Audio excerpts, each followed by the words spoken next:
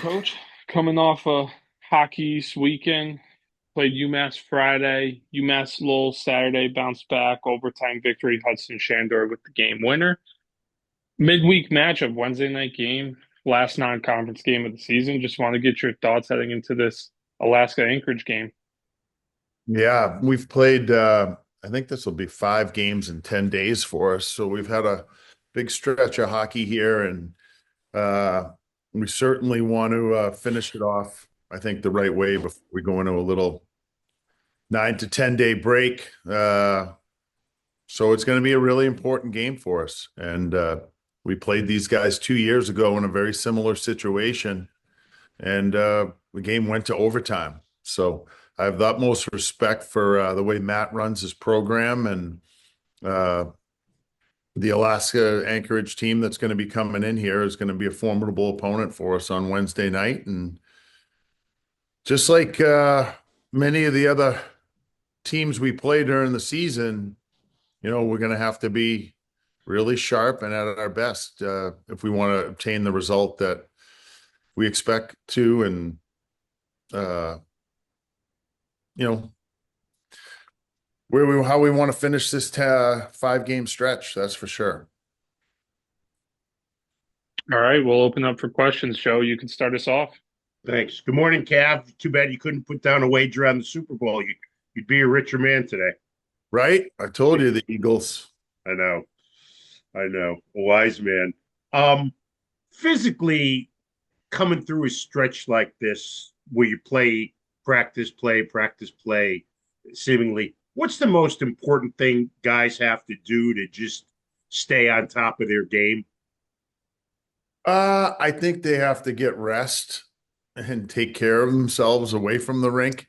Uh, I try to put myself in their shoes when I was in college. It's not always the easiest thing to do. You get caught sometimes staying up late, watching games or whatnot, just shooting the breeze with your roommates. And next thing you know, it's 12:30, 1 o'clock, and you got to get up at 8 the next morning. So the biggest thing for me is that they're getting proper rest and they're taking care of themselves.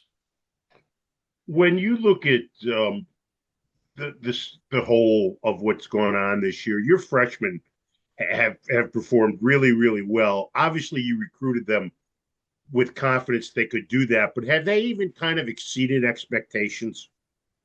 To some extent, you never know what you're going to get from freshmen. Even some of the really terrific players I've coached in the past that have gone on to have great NHL careers, like a Nathan Gerby or a Cam Atkinson, they only had 8 goals, 9 goals as freshmen. Now they had 30-goal seasons too before they turned pro, but coming in as a freshman, it's an adjustment in a lot of different ways. And I think our guys have handled it exceptionally well.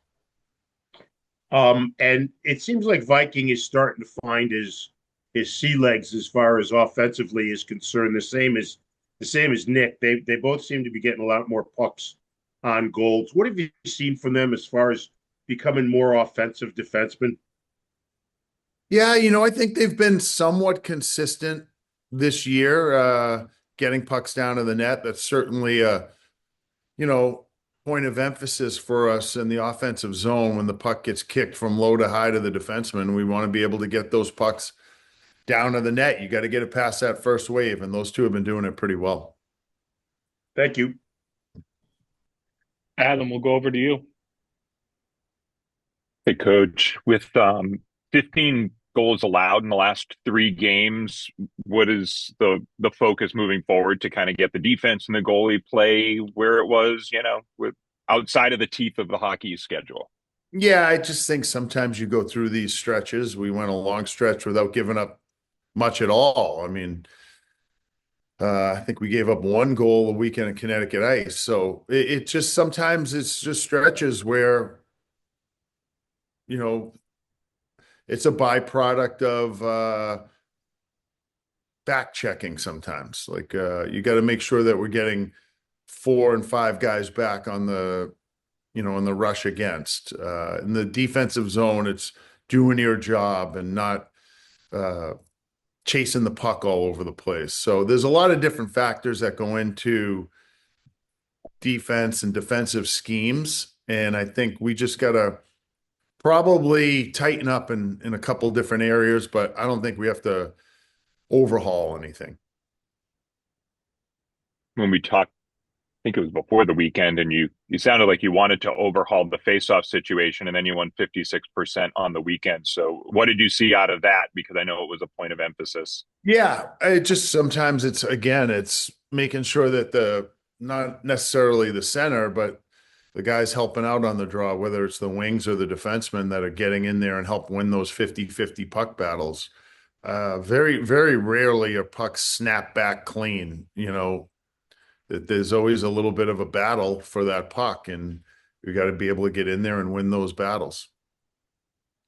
Is John Spets available for tomorrow night? I don't think he'll play tomorrow night. Okay. And if it was the NCAA tournament round one, would he be available? And then it's just kind of this gives him an opportunity to get a couple weeks off.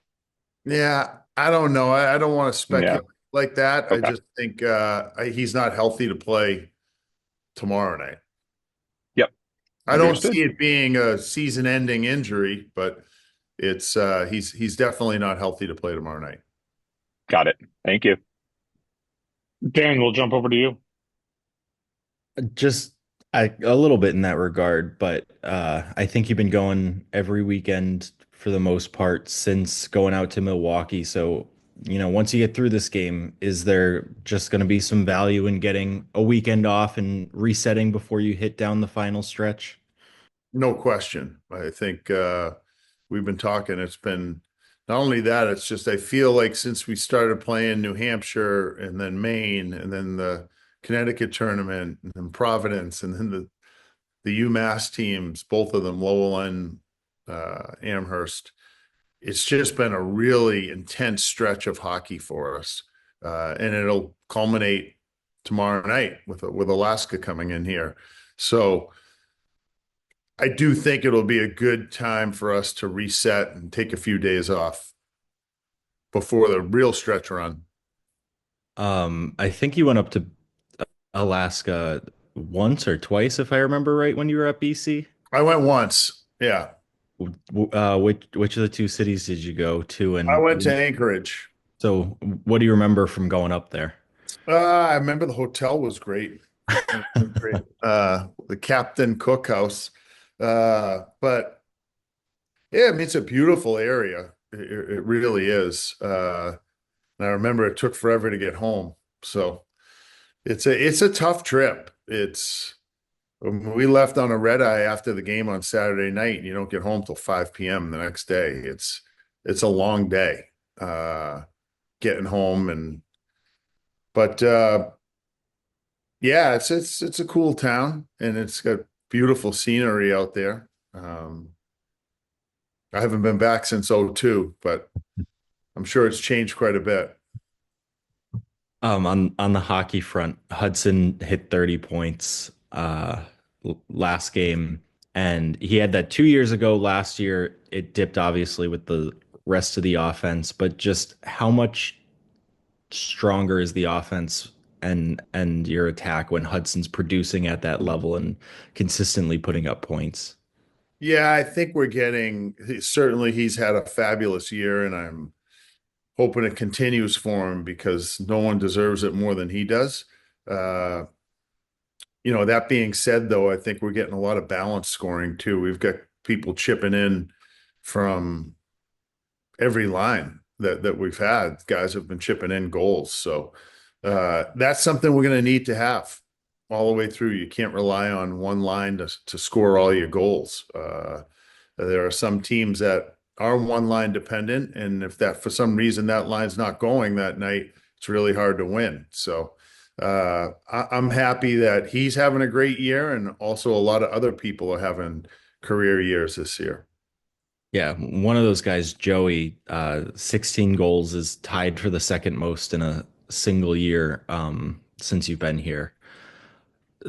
I remember when he came in that you said he was a goal scorer, and that's why the Sharks picked him. Just what makes him so good at putting the puck in the back of the net?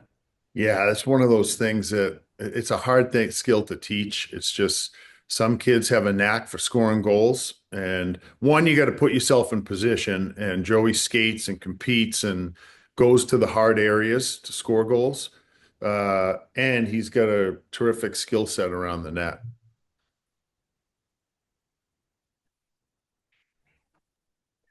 Natalie, go ahead.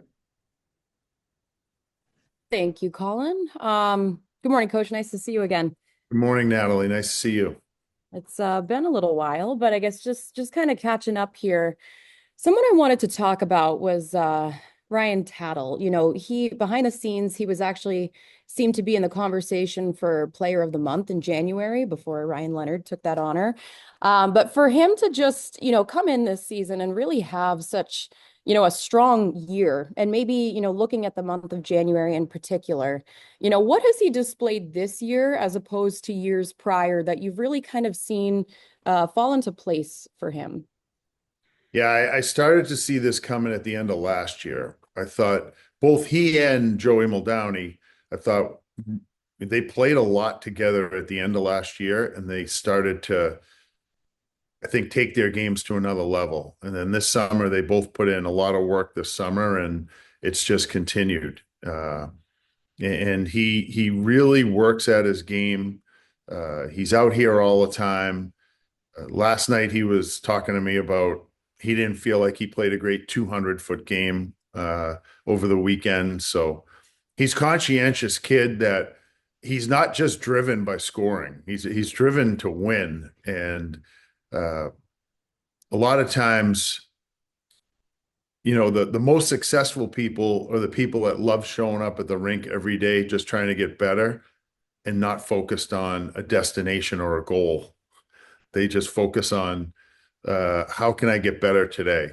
And I think that's who he is every single day. He's just trying to get better. He's super coachable. And I'm happy he's having such a great year. When you think about that off-season, training that you mentioned, what did you really see him fine-tune during the summer months that he brought back? Well, Mo Butler does a great job with our guys, and he was here all of July. I think just working on explosiveness, he's working on strength. One area where I think he's really improved is he's winning battles down low. He's not a physically imposing guy, but he's very strong on his skates, and he's got an excellent stick. And you have to have, he uses his leverage, and he gets strong, and he goes into battles ferociously, which helps him win a lot of battles, and in turn get him. He'll see more scoring chances when that's the case. And then I guess the last guy I kind of wanted to ask about was Tabor Heaslip, more in particular the UMass game and the defensive side that he displayed.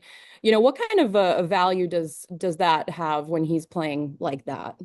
It takes all different types of ingredients to have a successful team, and he is one that, without a doubt, for a long time, you can count on him to one. He's an excellent penalty killer. He's another one who's really strong on his skates. He wins a lot of battles. And if we're protecting a 1-goal lead, or, they've pulled the goaltender, he's on the ice. Like, there's no question, because he can win faceoffs, he blocks shots, and he wins battles. So, it's one of the reasons why he was elected captain, I think, because he's another one that just wants to win hockey games. Awesome. Thank you so much, Coach. Sure. Joe, go ahead. Cav, with John out again, I guess that means Pascucci will play again. He hadn't played in a long time. What did you see from him on Saturday? Yeah, we haven't made a decision yet who's going to play, but he hadn't played in a long time, so it's sometimes tough coming into those situations. But we'll see. I'm not sure yet who's going to go tomorrow yet. Is Owen a possibility? Everyone is. So is Bauer Swift. Okay. All right. Thank you. Yeah. Dan, go ahead. Just kind of on the defenseman front, you started the year with 10 of them, and obviously that's been whittled down a little bit, but it does feel like the depth you have is stronger than it's been in years past on the blue line. I would agree with that. Yeah, I would agree with that 100%. I think it's been, we've been very good at moving the puck. I've loved the way uh, I think that's been a really upgrade to our game, that we've offensively been able to exit our zone a lot more cleanly, which allows you to get, better chances to place the puck in the offensive zone, or better yet, carry the puck in, which gives you a better chance, I believe, to score goals. So, uh, yeah, I would agree, Dan, that our defensemen this year have been a lot more mobile and offensively gifted. Do we got anything else for Coach, guys? Awesome. Well, thanks everyone for joining, Coach. Good luck tomorrow.